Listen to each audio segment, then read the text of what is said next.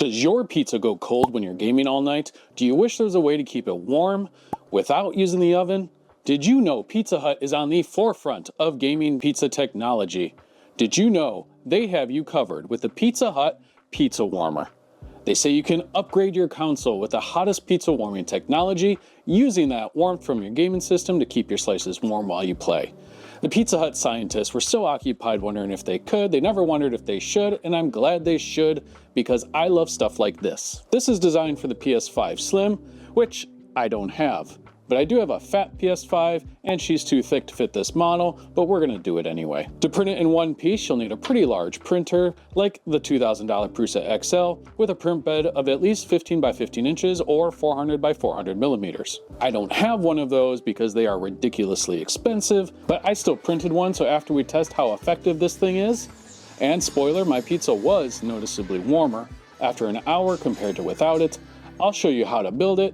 I'll even have the links below where I'll upload the files I used from my smaller 256mm print bed. If you want to skip the printing and go right to testing, I'll update the chapters below. Before we get started, yes, this is a plug.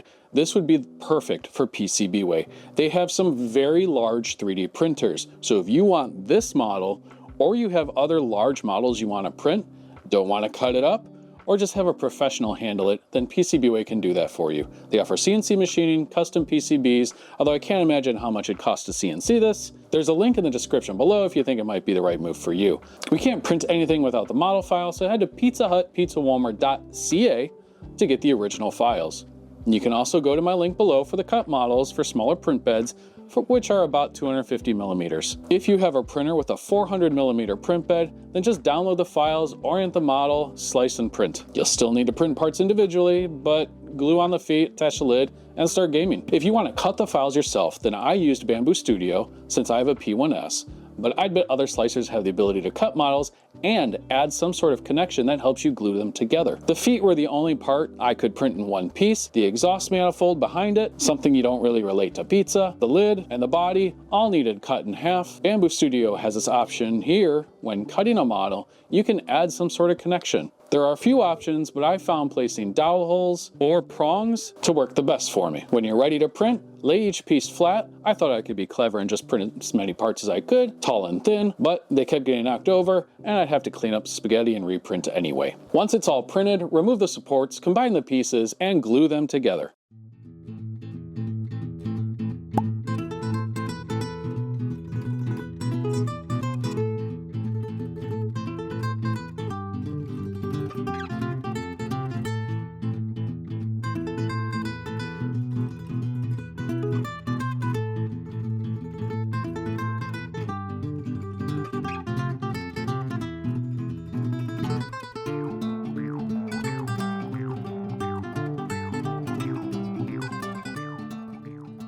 Then, once the glue is dry, snap in the lid, marvel at your gigantic print, order your favorite pizza because you're ready to game. First, I have to wait my turn to play on my own TV with my own systems because sharing is caring, and if you have kids like I do, you've probably been in this situation. On a side note, I don't think I'm gonna let my 5-year-old drive my truck anytime soon.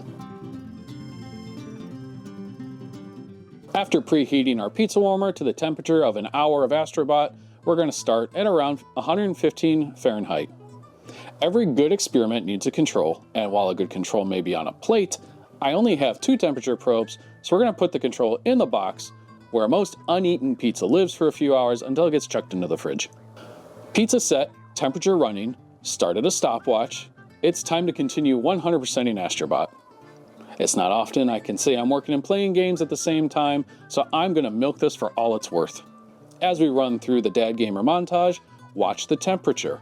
It's not long until there is a measurable delta in temperature between the 2 slices. With a preheat temperature of 115 Fahrenheit, my hypothesis was that it'll stay above 115 because why would it go under the exhaust temperature? While the control quickly falls close to, but not touching, ambient temperature.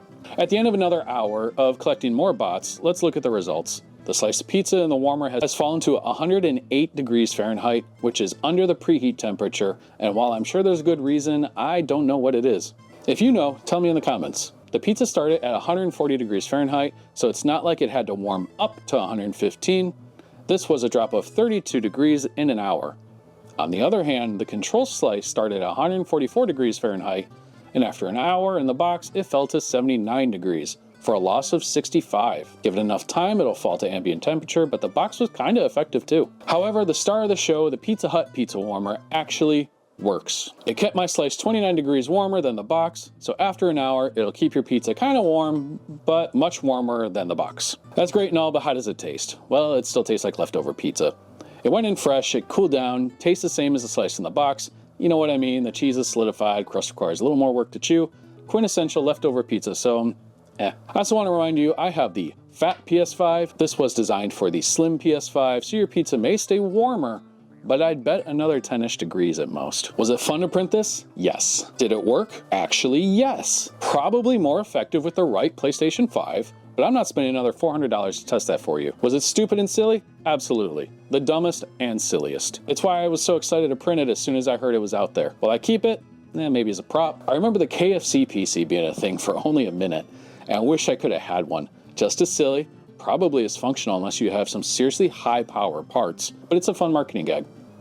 I get oddly excited about this kind of stuff, so if I miss one in the future, please let me know in the comments.